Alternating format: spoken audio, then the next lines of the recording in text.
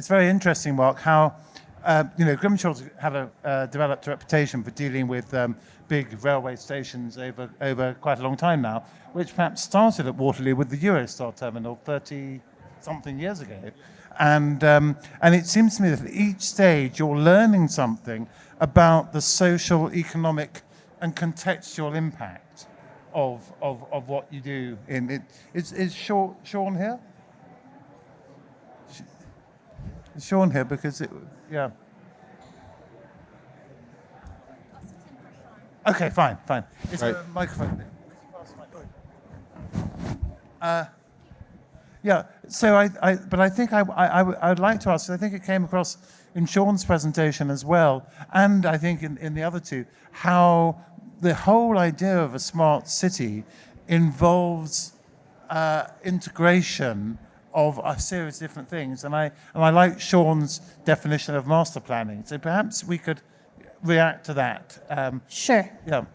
Sure, yes. I think the primary thing about Knowledge Economic City is challenging that idea of smart cities. I think we really have an opportunity to redefine what a smart city is beyond technology. So from the micro level of thinking about the human interaction within the open spaces, within the different mobility hubs, we really studied the smart transport around Knowledge Economic City and the different levels of mobility hubs from level 1, which is a smaller hub, to level 2 and level 3 that has more components to it, whether it be bus stops or kiosks or air travel. So these were very much strategically located around the master plan that would be in the most suitable positions for people to access, at the same time to reach their points of destination in the smoothest ways.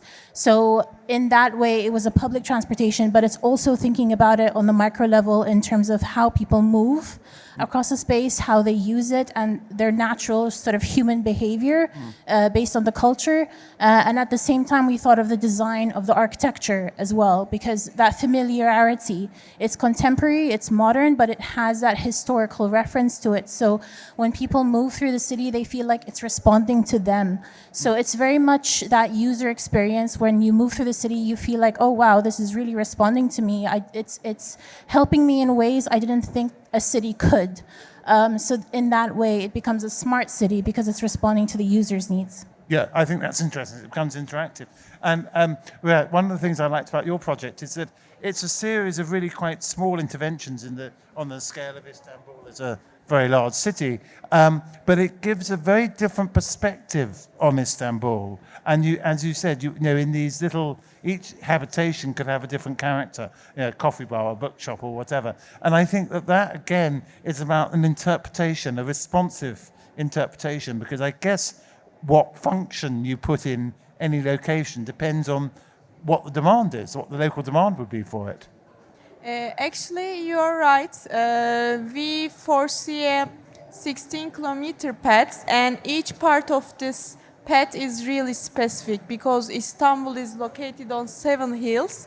You have to be specific when designing parts. And what was important for us, we proposed the municipality an idea that creates public space from nowhere, out of nowhere. And what we see this project is like, it's mainly forming a canvas, and different offices and different consultants can participate the process. They can adapt the process. Also, the community can give feedbacks, and we can make some amendments, alterations.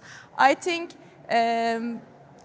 just like you mentioned, smart cities are formed with integration of different modes of schemes, and it is really important to create a value for community to take that and pave the way for new potentials. Yeah, and Ching, I think one of the things that you brought up as the first presenter was the idea of what I call the city in section. You go for high level, and I remember years ago talking with Cedric Price, the architect, about how you would organise London in sections. So you put certain functions at high level, certain functions at ground level. In fact, the only real benefit at ground level comes from shopping. And then underground, you do things like storage, people movement. And I think, but what you've done is lift up, and you can therefore create a completely different sort of public urban space. Yeah, I think smart city is really a big topic. You can take these 4 examples today, and from London, from different places. I think everybody meeting different needs, and also from my understanding is design is all about the kind of balancing different parameters, different facts of the reality, different facts of the problem we are facing. And some issues maybe from the top down, some issues from down top.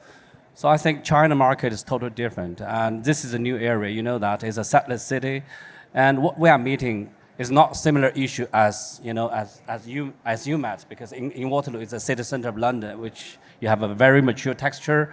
You have to insert your different things into this kind of mature and existing structures. But for us, it's a little bit tricky because we have nothing to discuss with. We have nothing to have a dialogue with.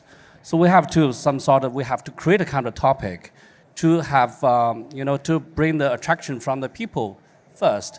More like a kick the ball for those new areas, attract something happening. And then after that, I'm sure there will be a kind of I think city is more like an ecosystem.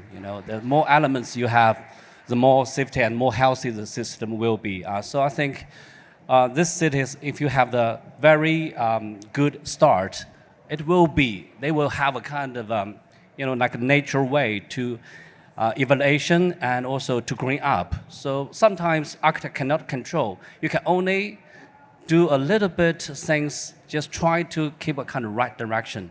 That's all what we can do. Okay, I think that's a very interesting point. It's almost as if the city is alive. And Sean, you brought out how there were some qualities of Medina, the way they define thresholds and portals, for example. And I think you were talking about, that there clearly is a very complex agenda that Istanbul has for itself, and you have to work within that. And of course, South Bank, which I know better than any of these other places, I lived very near there for many years. There are some traditions which are fantastic, and some which are dreadful. It seems to me one of the worst mistakes was, and it was inevitable because of the geology of the ground, was to bring the railway in at high level, because it cuts off the riverfront from the hinterland. Yeah, and it's a common problem. I mean, it happens at Severance and railway stations. I mean, I think that obviously at London Bridge we solved it by pulling everything down, and there have been schemes at Waterloo to do that, but there's just that they won't. It sort of won't happen. But for us, in terms of smart cities, the one thing I was going to say that technology has enabled all of these local pressure groups around to get connected, have good ideas, pull all that together. So you've got already people who are not directed to do positive things for cities already doing positive things.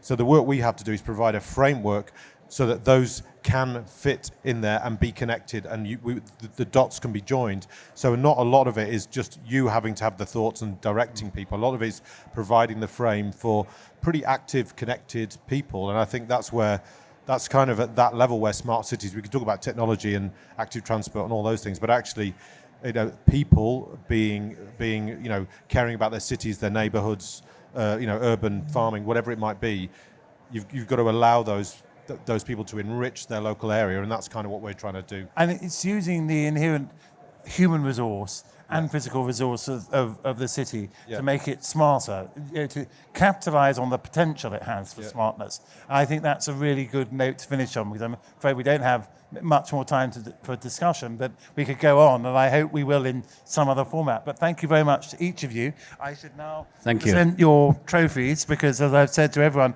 everyone who presents at WAFX is a winner. That's great. Thank you, Jeremy.